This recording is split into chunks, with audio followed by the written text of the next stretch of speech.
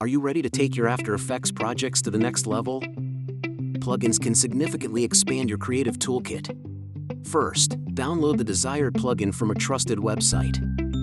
Ensure it's compatible with your version of After Effects. Next, locate your After Effects installation folder, usually found in your program files under Adobe. Open the Plugins folder inside your After Effects directory.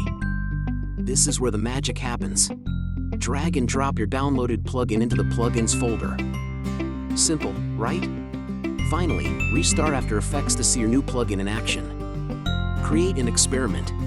Always check for updates to your plugins to ensure optimal performance and compatibility. Join online communities or forums for tips and resources to make the most of your plugins. Experiment with different plugins to find what works best for your unique style and projects. Installing plugins opens up a realm of possibilities. Don't be afraid to explore. Ready to elevate your After Effects game? Happy editing! Enjoy the creative journey and remember to have fun along the way.